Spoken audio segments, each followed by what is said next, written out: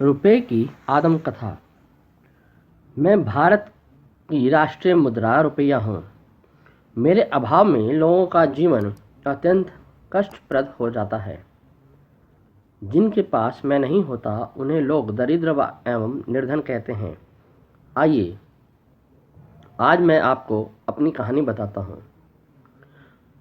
मुद्रा के रूप में मेरी उत्पत्ति बहुत पहले ही हो गई थी और सिंधु घाटी सभ्यता में भी मेरा प्रचलन था, किंतु आज मैं अपने भारतीय स्वरूप रुपया की चर्चा करूंगा। मेरे इस नाम की उत्पत्ति संस्कृत के शब्द रुपयाः से हुई है, जिसका अर्थ होता है चांदी। रुपयाः से बना शब्द है रुप्यकम अर्थात चांदी का सिक्का। रुपया शब्द का प्रयोग सर्वप्रथम शेर शाह सूरी ने अपने शासनकाल 1540 से 1545 ईस्वी के दौरान किया था। उसने जो रुपया चलाया था वह चांदी का सिक्का था, जिसका भार लगभग 11.5 ग्राम था। मुगल काल के दौरान मौद्रिक प्रणाली को सुदृढ़ करने के लिए मिश्र धातुओं के रुपयों का प्रचलन हुआ।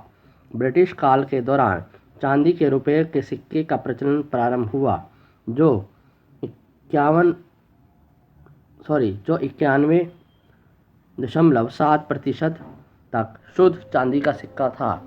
ब्रिटिश काल के दौरान ही भारत में नोटों का प्रचलन भी प्रारंभ हुआ।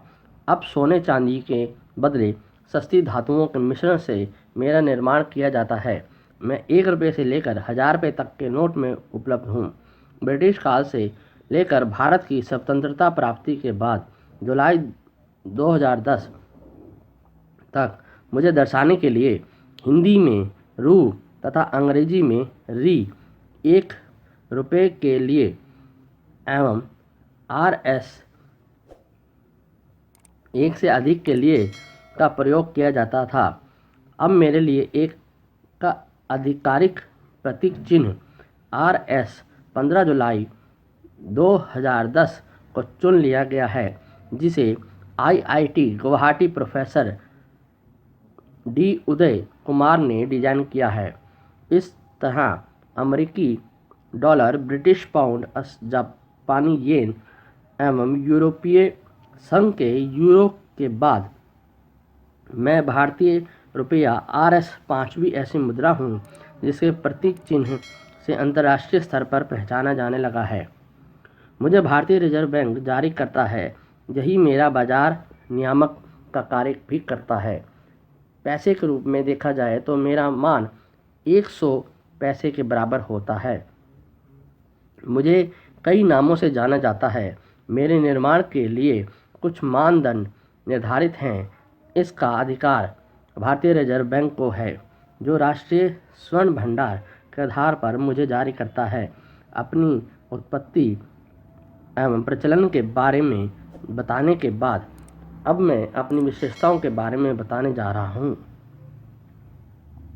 मुझ में अद्भुत आकर्षण शक्ति है। मुझे पाने के लिए मंदिर छोड़ पुजारी, आश्रम छोड़ महंत, कुर्सी छोड़ पदाधिकारी, बंगला छोड़ राजनेता मेरी ओर दौड़ पड़ते हैं। कहने का तात्पर्य यह है कि पूरी दुनिया मेरी उंगली पर नाच रही है। दुनिया ही क्यों, अब तो भगवान भी मेरी ही मुट्ठी में है। भीड़ भाड़ के कारण यदि आपको मंदिर में प्रवेश करना कठिन लग रहा हो तो भगवान के दूत पुजारी पंडा के पास मुझे पहुंचा कर देखिए। शीघ्र ही भगवान के दुर्लभ दर्शन सुलभ हो जाएंगे।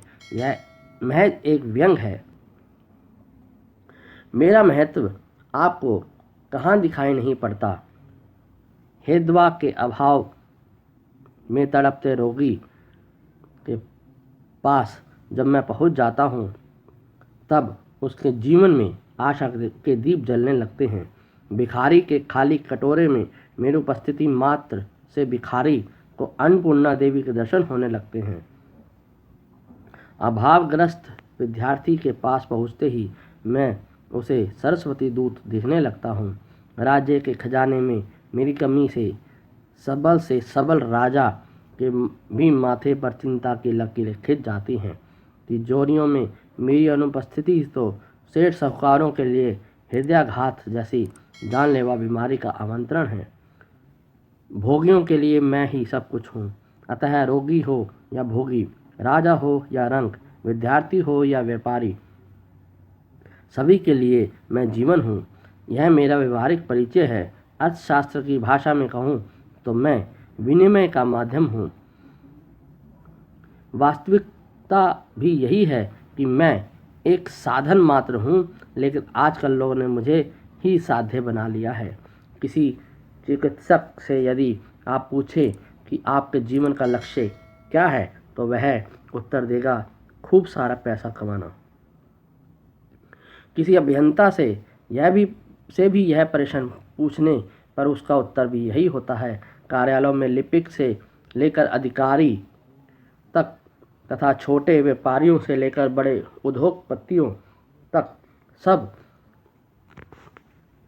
मुझे अधिक से अधिक मात्रा में अर्जित करने के लिए लालायित रहते हैं। आजकल खिलाड़ी एवं राजनेता भी मेरे फेर में पड़ गए हैं। खिलाड़ी मुझे पाने के लिए खेल से अधिक विज्ञापन पर ध्यान देने लगे हैं एवं राजनेताओं को मेरी कृपा प्राप्त करने के लिए दलाली से लेकर घोटाला तक करने में भी शर्म महसूस नहीं होती। कुछ लोग कहते हैं कि मैं भ्रष्टाचार की जड़ हूँ। बेशक भ्रष्टाचार मेरे ही कारण होता है, लेकिन इसके लिए मुझे दोष देना सरासर अनुचित है। इसका जिम्मेदार मनुष्य खुद है। मैं तो उसके हाथ की कठपुतली हूँ, वह जैसे चाहे मुझे प्रयोग करे। कुछ लोग यदि मुझे तिजोरियों में छुपा कर रख देते हैं तो इसमें मेरा क्या दोष है। बलशाली लोग तो कमज़ोर लोगों से मुझे ज़बरदस्ती छीन भी लेते हैं।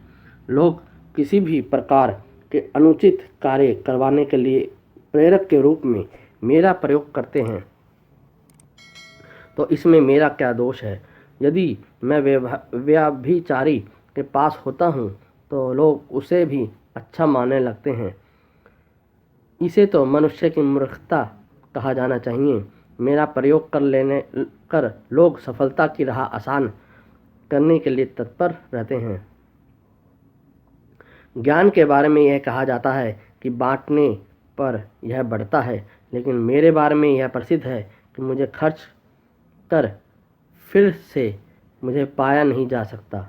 यह हर परिस्थिति में सही नहीं होता। शेयर दलालों एवं साहूकारों को ही देख लीजिए। वह मुझे इसलिए खर्च करते हैं ताकि मैं और अधिक बनकर उनके पास फिर आऊं। अपनी कहानी को समाप्त करने से पहले मैं आपको अपनी सबसे बड़ी विशेषता भी बताता चलूं। मेरी 3 गतियां होती हैं, दान, भोग और नाश। इसलिए समझदार लोग मेरा अर्जन करने के बाद जी खोलकर मुझे दान करते हैं। दान करने में असमर्थ लोग मेरा जी भरकर उपभोग करते हैं। जो लोग ना मेरा दान करते हैं और ना भोग, उनके पास मैं अधिक दिनों तक नहीं रह पाता। या तो चोर डाकू या फिर आयकर अधिकारी मुझे पाताल से भी ढूंढ निकालते हैं। मेरी कमी यदि कई प्रकार की समस्याओं का कारण बनती है तो मेरी अधिकता भी कुछ नुकसानदायक नहीं होती। इसलिए मेरे प्रयोग में मनुष्य को सावधानी बरतनी चाहिए। बुरे दिनों के लिए मुझे बचा कर रखना लोगों के हित में होता है। लोग मुझे बचाने के लिए कर चोरी करते हैं। ऐसा नहीं करना चाहिए, इससे देश का विकास बाधित होता है।